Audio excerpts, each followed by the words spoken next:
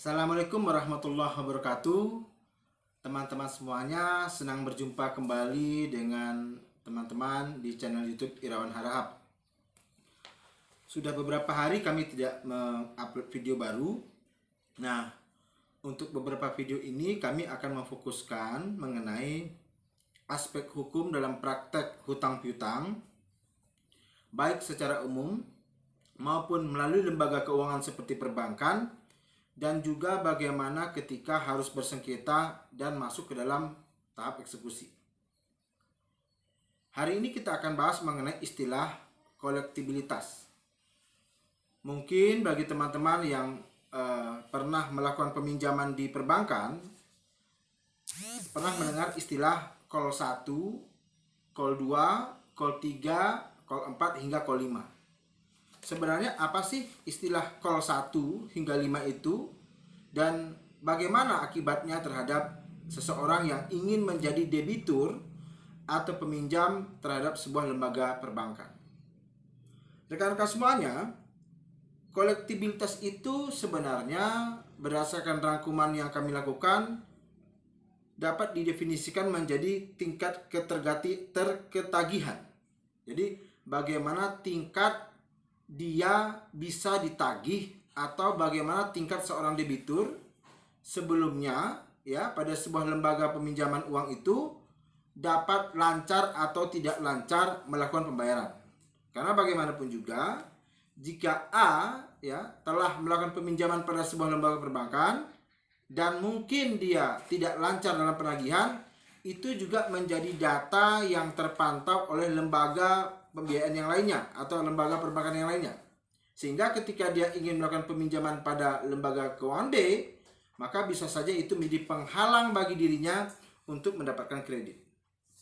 Kita lihat istilah call 1 atau kolektibilitas 1. Call 1 atau kolektibilitas 1 adalah tingkat ketertagihan yang selalu diinginkan untuk debitur maupun kreditur.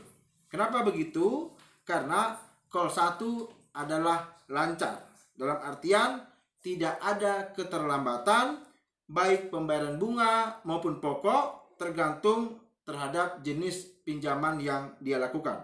Artinya seseorang yang tergolong call 1 dianggap sebagai debitur yang baik dan menjadi idaman bagi para pencari nasabah. Yang kedua, ada istilah call 2 atau kolektibilitas 2. Ini adalah teman-teman debitur yang keterlambatan pembayarannya di antara 1 hingga 90 hari. Jadi ini istilahnya mulai sesekali terlambat dalam membayar cicilannya atau dia sudah mendapatkan perhatian khusus. Itu istilah call 2. Kemudian call 3 atau kolektibilitas 3. Ini adalah mereka-mereka yang masuk dalam posisi kurang lancar. Dari sisi tagihan, call 3 mempunyai tagihan yang tidak terbayarkan selama 91 hingga 120 hari. Masuk ke call 3, beberapa lembaga perbankan sudah ditawarkan apakah mau masuk ke dalam proses restrukturisasi atau tidak. Akan tetapi pada call 3 ini janganlah kemudian kecewa.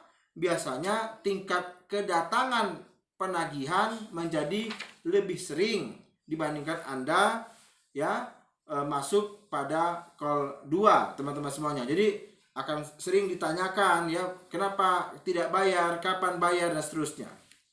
Kemudian call 4 atau kolektibilitas 4. Call 4 ini si debitur sudah di dalam kategori yang meragukan. Debitur itu sudah tidak melakukan pembayaran atau sudah menunggak selama 121 hari hingga 180 hari. Dan ini ketika masuk di sini, maka dia sebenarnya sudah menjadi jembatan antara untuk masuk ke call 5 atau kategori macet. Selain kunjungan, biasanya bank sudah mulai memperhitungkan nilai agunan yang kemudian telah diserahkan oleh debitur kepada bank.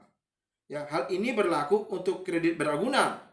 Untuk kredit yang tidak beragunan, maka biasanya lembaga perbankan itu sudah mulai memikirkan untuk mengalihkan penagihan itu kepada jasa pihak ketiga. Nah, nanti biasanya debitur sudah mulai menerima somasi dari pihak yang diberikan kuasa oleh pihak perbankan. Nah, kemudian yang kelima adalah istilah kolektibilitas 5 atau KOL 5. Ini merupakan fase terakhir dibandingkan dengan fase lancar, fase dalam perhatian khusus, fase kurang lancar, dan fase yang kemudian dianggap peralihan menuju macet.